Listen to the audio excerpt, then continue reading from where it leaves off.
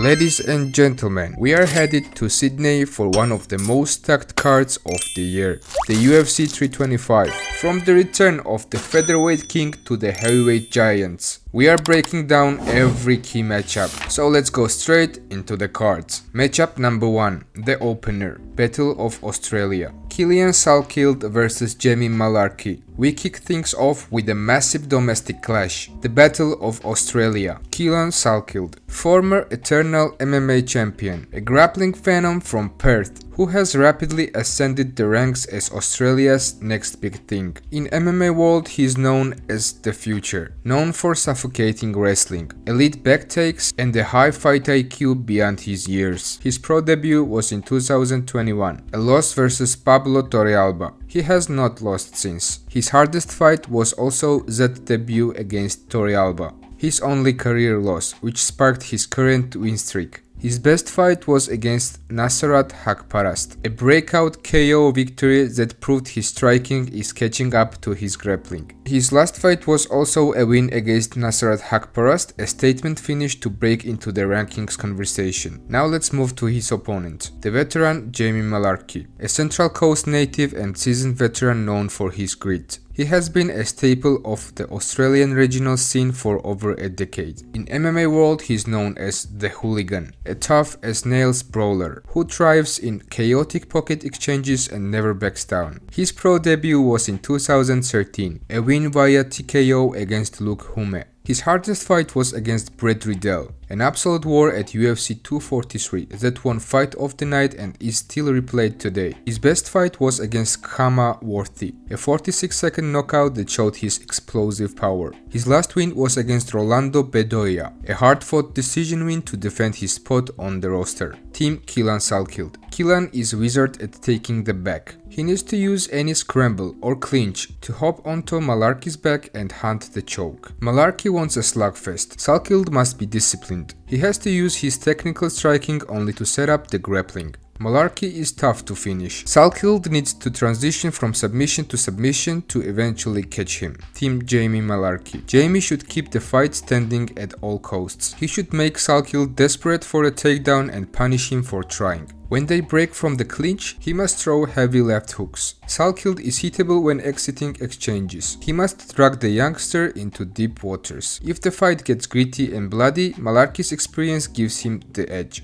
Matchup number 2, the heavyweight future, Tai Tuivasa vs Talison Teixeira. Big boys are in town. First, the fan favorite Tai Bam Bam Tuivasa, former professional rugby league player from Western Sydney. Represents the area and famously drinks beer out of shoes after he wins. In MMA world, he is known as Bam Bam, a chaotic brawler with nuclear power in his hands. His philosophy is swing and bang. His pro debut was in 2012. He won via TKO against Simon Osborne. His hardest fight was against Cyril Gane. He actually knocked Gane down, but was ultimately picked apart and finished by the technical Frenchman. His best fight was against Derrick Lewis, a wild elbow knockout in Houston that silenced the crowd and proved his elite power. His last fight was a loss versus Jairzinho Rozenstruik, a split decision loss that extended his difficult skid.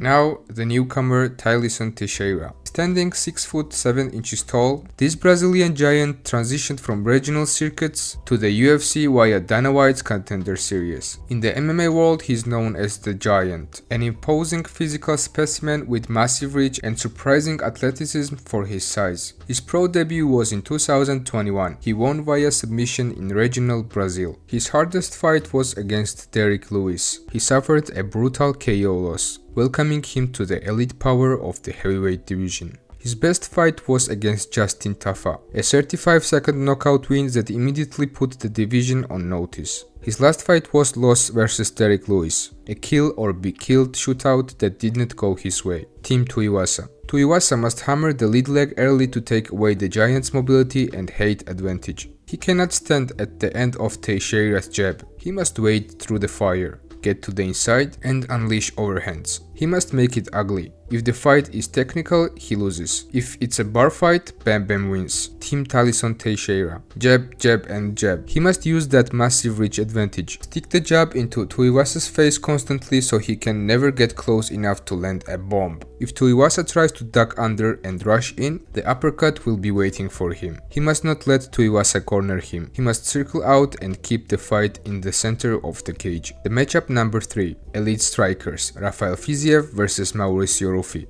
Let's start with Rafael Fiziev. Born in Kazakhstan, raised in Kyrgyzstan. A former Muay Thai coach and elite striker who also works as a blacksmith. In the MMA world, he is known as Ataman, known for his matrix-level head movement, blistering switch kicks and elite Muay Thai striking. His pro debut was in 2015, win via flying knee KO against Sam Bastin. His hardest fight was against Justin Gaethje, a bloody majority decision loss that proved he could stand toe-to-toe with the division's most violent brawler. His best fight was against Rafael Dos Anjos, a 5th-round knockout of a former champion, showcasing his cardio and power. His last win was against Ignacio Bahamondes, a clean, unanimous decision victory to defend his ranking. And now let's talk about the rising star Mauricio Ruffi, a member of the Fighting Nerds team in Brazil, a dynamic striker with a karate background, who took the MMA world by the storm with his resemblance to a young Conor McGregor. In the MMA world, he is known as One Shot, a flashy sniper-like striker known for a pinpoint accuracy and devastating finishing ability.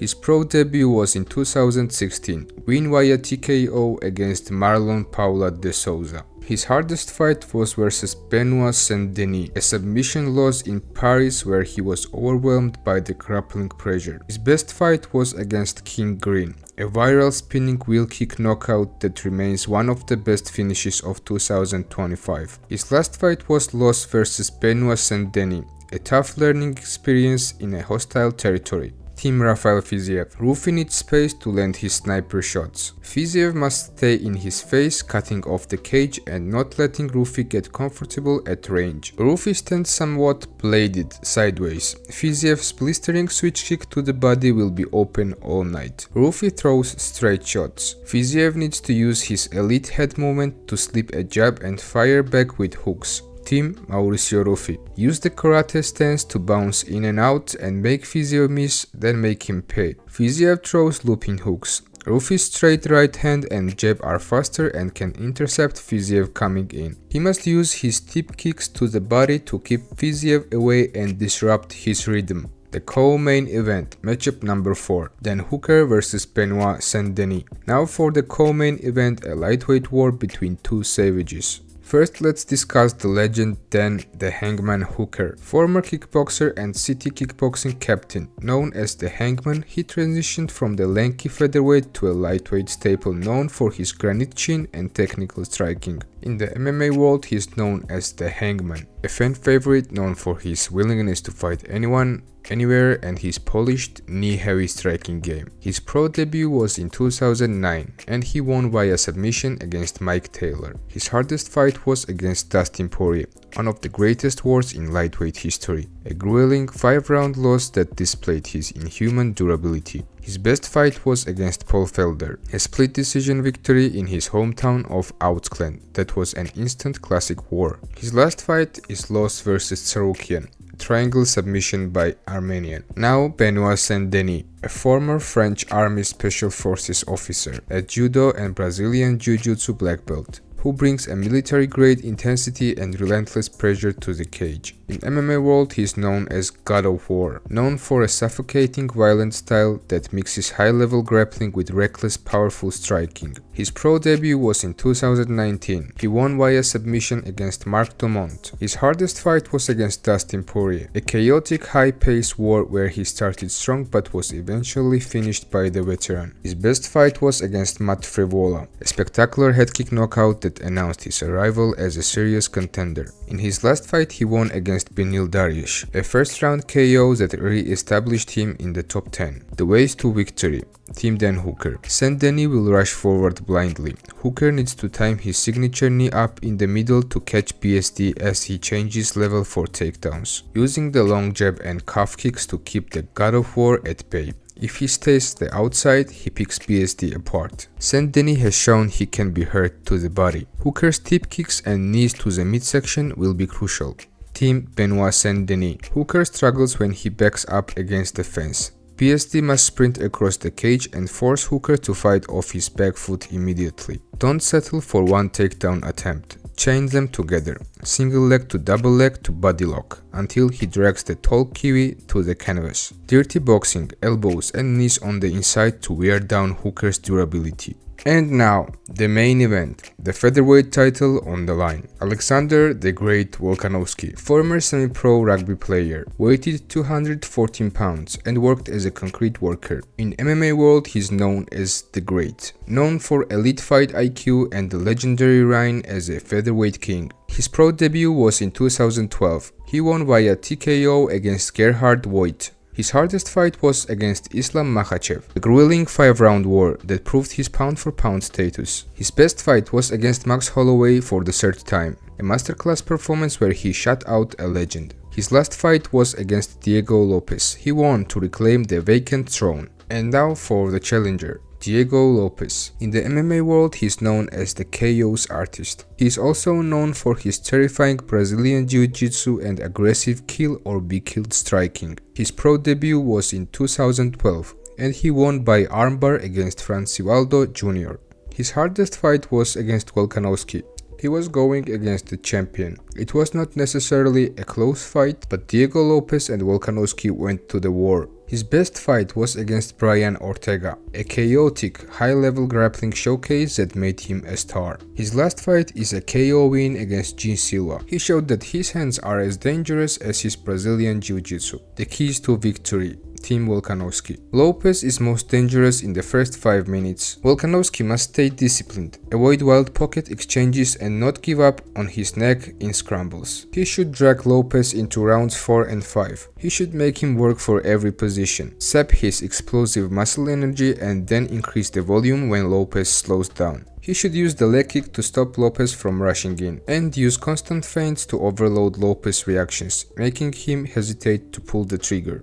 Now keys to victory for Team Diego Lopes. I'm sure he cannot win a technical kickboxing match against Volkanovski. He needs to force a takedown or pull guard to initiate the chaotic ground game where he thrives. Volkanovski gets better as the fight goes on. Lopes needs to empty the tank looking for a KO or submission in the first 2 rounds. He should mix heavy overhands with flying knees or unexpected level changes to catch Volkanovski off guard. This was your full main card breakdown for UFC 325. Let me know in the comments who leaves Sydney with the belt. Thank you for watching.